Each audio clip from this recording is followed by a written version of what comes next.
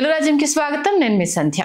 ప్రస్తుతం రాజ్ తరుణ్ లావణ్య విషయంలో ఇంకొకరి పేరు ఎక్కువగా వినిపిస్తున్న విషయం తెలిసిందే. ఆయనే ఆర్జే శేఖర్ పాషా. అంటే మగవాళ్లను టార్గెట్ చేస్తూ ఆడవాళ్ళ కేసులు పెడుతున్నారంటూ అనేక ఉదంతాలను, అందులోనూ ఆయన కూడా ఒక సందర్భంలో నష్టపోయిన విషయాన్ని మనందరికీ తెలిసిందే.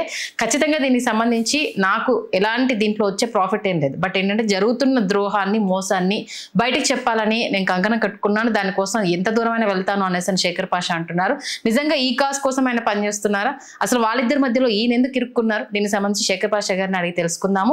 అలాగే కాసేపటి క్రితం ఒక మీడియా మీట్ లో ఆయన పారిపోయి వచ్చాడు అనేసి ఈ వార్త కూడా ఇప్పుడు ప్రస్తుతం ఆయన మీద చక్కర్లు కొడుతూ ఉంది. ఆయన అనేస్తున్నారు. ఆయన మరి దాని గురించి కూడా ఆయన ఏం చెప్తారో విన్నా. నమస్తే అన్న. ఆల్మోస్ట్ మార్నింగ్ నుంచి ట్రై చేస్తున్నాం మీ ఇంటర్వ్యూ కోసము.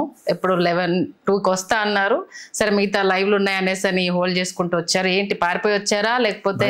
నాకు చాలా భయం వాళ్ళంటే, నాకు అది వాళ్ళంటే అసలు భయం, భలే భయం వాళ్ళంటే. ఇక్కడ వాళ్ళు పిలుస్తున్నా కూడా ఆకుండా వచ్చిపోయారంట కదా. నాకు చాలా భయం వాళ్ళంటే. ఎందుకని అంటే సమాధానం చెప్పలేకపోయారా లేకపోతే? కాదమ్మా, నేను it can go on forever కదా. ఇప్పుడు నేను గంట కావాలని, ఇప్పుడు ఇంకోటి దానికి నేనేం పోసుకుని నేనే వాళ్ళే పిలిస్తే వెళ్ళాను. నేను వాళ్ళే పిలిచారు, నేను వెళ్ళాను. సార్ ఒక గంట టైం ఉందని చెప్పాను. 1:30కి వెళ్ళాను. ఆవిడ వస్తుందో ఆయన వస్తారో ఎవరు వస్తారో ఒక అరగంట వెయిట్ చేయించారు.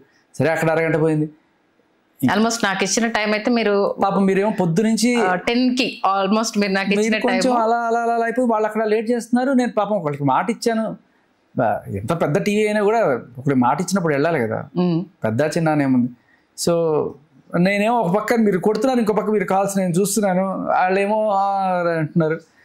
ఏదైనా అదే సంజయ్ సేన్ కాదు కానీ అక్కడ నాకు క్లియర్గా నేను అంటే వాళ్ళిద్దరి కాన్వర్సేషన్ వినడానికి నేను ఇంట్లో కూర్చొని చూసుకోవచ్చు కదా. అక్కడ కూర్చొని నేను ఇట్లా చూసుకోవాల్సిన పని లేదు కదా.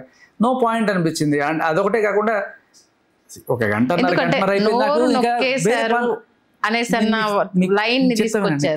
ఇంకా కూర్చోబెట్టి పెడుతున్నాను అంటే తిండి పెట్టమని కాదు నా ఉద్దేశం.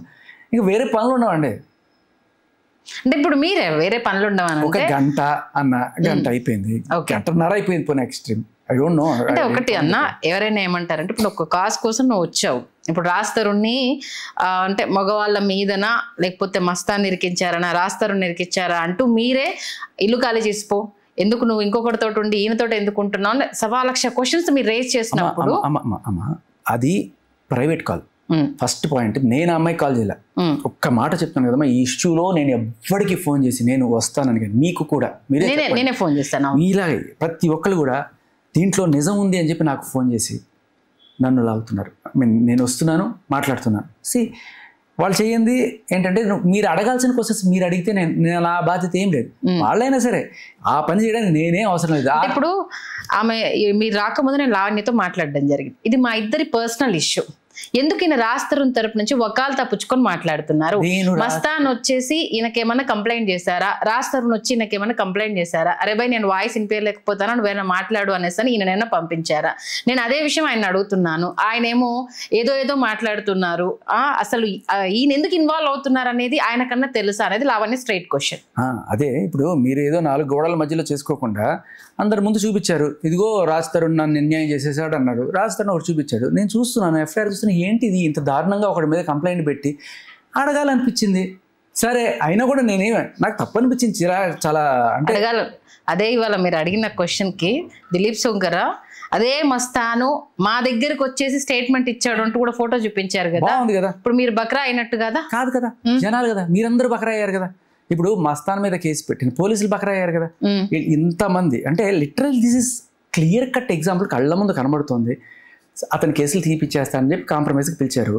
అతను ఒప్పుకున్నాడు, వచ్చాడు, తీపిచ్చేశారు, అయిపోయింది. తీపిచ్చేశారంటే అంత ఈజీ ఏం కూడా కాదు. అది పెట్టిన దారుణమైన ఎఫ్ఐఆర్ అది. ఓకే, సో తీపిచ్చేసిన తర్వాత ఆయన వీళ్ళకి ఒక ఫేవర్ చేశాడు, ఆయన రిటర్న్లో ఫేవర్ చేస్తున్నాడు. అంటే ఏం ఫేవర్ చేశాడని మీ ఆయన మీద పెట్టిన కేసెస్ ఏవైతే ఉన్నాయో అవి వాళ్ళు తీయడానికి కూడా ఉండదు. వీళ్ళు ఎలా అంటే జనరల్లీ కోర్టులో వీళ్ళు పిలిచినప్పుడు ఈ అమ్మాయి కూడా వెళ్ళాలి. మస్తాన్ సాయి నన్ను చేశాడు, ఇది చేశాడు ఏదైతే ఆరోపించిందో అది చెప్పాలి అమ్మాయి వెళ్ళి. ఆ అమ్మాయి వెళ్ళలేదనుకో చెప్పడానికి అదే హాస్టల్ ఏదో అంటారు, అయిపోతుంది, ఇంకా కొట్టేస్తారు కేసు. సో ఆ రకంగా ఏదో కాంప్రమైజ్ చేసుకుంటారు. బేసికలీ కేసు కొట్టేయడం అంటూ ఏముండదు, కేసు రావాల్సిందే. అది 376 అంటే. So legal course will take it. కానీ ఈ కేసులో ఆయన ఇలా చెప్పడానికి ఆయన బట్ బేసికల్లీ మస్తాన్ సాయి విషయంలో కూడా నేను చెప్పేది ఏంటంటే వాళ్ళిద్దరూ అక్కడ మనకి అంటే ఆవిడ రాసిచ్చిన కంప్లైంట్ కాదంటుంది. ఇప్పుడు నా రైటింగే కాదు, ఈవెన్ అంటే నార్సింగ్ నేను పోలీస్ ఒకటే స్టేషన్ లో దీన్ని అడుగుతున్నా, కంపేర్ కాదు చేసుకోండి. నా రైటింగే కాదు అన్నప్పుడు ఇదంతా ఏంటి డ్రామా?